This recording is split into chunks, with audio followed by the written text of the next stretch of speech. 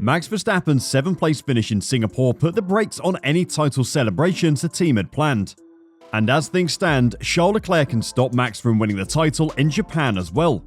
But can Ferrari give him a car to actually fight with Red Bull's phenom? Let's find out.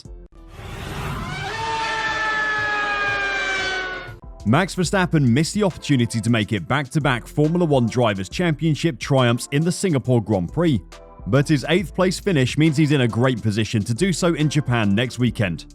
Only Ferrari driver Charles Leclerc and Verstappen's Red Bull teammate Sergio Perez are still in a position to dethrone the reigning champion, with 5 races of the season remaining, with Mercedes' George Russell being eliminated from contention after failing to score points in Singapore.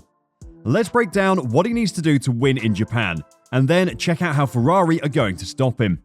Following the Singapore Grand Prix, Verstappen leads the way in the drivers' standings with 341 points heading into the Japanese Grand Prix, 104 points clear of Leclerc in 2nd place and 106 ahead of 3rd place Perez. He needs to be 112 points clear after the race at Suzuka to ensure he's clinched the title with 4 races of the season to go, which would make him only the 3rd driver after Michael Schumacher in 2001 and 2004 and Sebastian Vettel in 2011 to secure the crown with 4 races left. Including the upcoming Grand Prix in Japan, there are a maximum of 138 points up for grabs across the remaining races, if fastest lap bonus points and the 8 for winning the sprint race at next month's Brazilian Grand Prix are taken into account, along with the 25 awarded for Grand Prix wins. Victory at Suzuka will see Verstappen crowned champion if Leclerc finishes lower than 2nd. However, with the bonus point for the fastest lap, will ensure he retains his title irrespective of where the Ferrari man finishes.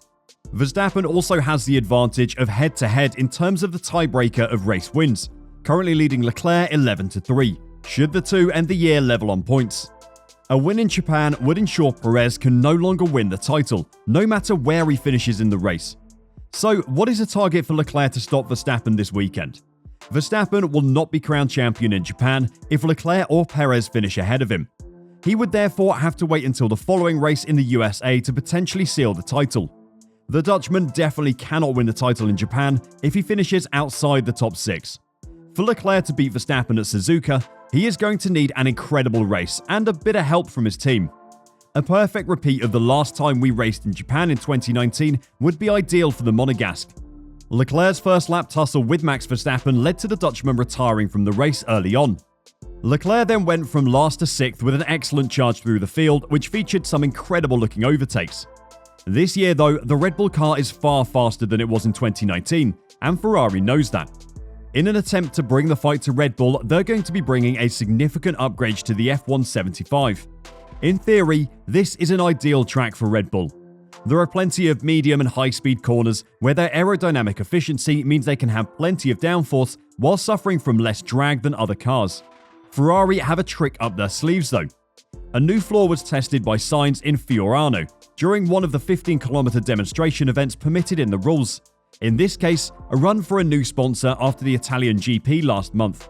The floor was kept aside at Marina Bay because it was not worth the risk of damage on a track where data collection is not ideal. The new floor is an evolution of the specification introduced at the French GP, and the major changes may be in the lower part, inside the Venturi tunnels, therefore not visibly exposed. The purpose of such updates are to increase the percentage points of downforce and the operating window. As a result of TD39, the technical directive designed to limit the effects of porpoising on drivers, and the changes required in reaction to it, Ferrari seems to have more difficulties achieving aerodynamic balance, due to a stiffening of the suspension setup. Before the Belgian GP, it was possible to have a larger operating window with softer suspension, but this made the plank touch excessively in the jolts. Because checks on the skid block and the plank have been tightened, Ferrari has to remedy this by stiffening the car. Lifting the floor off the ground as Red Bull doesn't allow the F175 to generate downforce. At Suzuka, it will be important for Ferrari that the floor update gives the simulated results it has seen at Maranello. Stopping Verstappen from winning the title in Japan would be nice for Ferrari, but it won't be top of their list of priorities. That list will be topped by securing 2nd place in the Constructors' Championship. Mercedes have been making a late push towards 2nd place in the Constructors' Championship, though a miserable weekend in Singapore has slowed that charge slightly. Currently, the Silver Arrows sit 66 points behind Ferrari in the Constructors' Championship, and considering where they were at the start of the season, finishing second would be a huge achievement. After the Italian GP last month, Mercedes were just 35 points behind the Scuderia, and the fight for second place looked well and truly alive. According to team boss Toto Wolff, their awful Grand Prix last weekend has really affected their chances of overtaking Ferrari in the Constructors' Championship. The Singapore GP seemed like a perfect opportunity for Mercedes to close the gap further, or even leap Ferrari in the standings. They've been far more consistent in terms of results leading to the outing at Marina Bay, but nothing went their way that weekend. For Wolff, it was frustrating, mainly because the car looked fast during FP2 and even qualifying. That pace, however, could not be seen during the race, which spoiled their evening under the Singapore lights. Our championship fight for P2 has got significantly more difficult with this result, the Austrian said. There aren't just world titles up for grabs in Singapore though. There are still plenty of seats left on the grid to be fought over. Red Bull advisor Helmut Marko anticipates that the AlphaTauri situation regarding Pierre Gasly and Nick de Vries should be sorted by the end of the Japanese GP.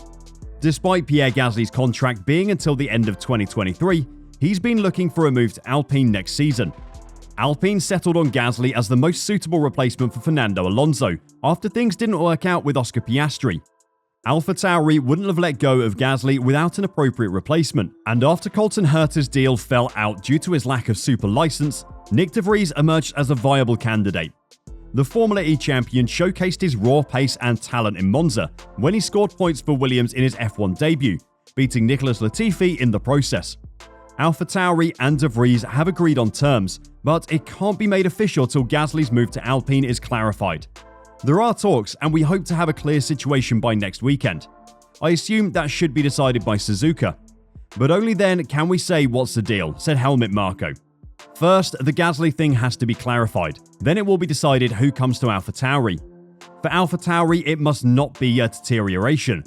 That means it must be a high-profile and fast driver. Since his debut in Monza, de Vries could definitely be described as a high-profile and fast driver, and we can't wait to see him full-time next year.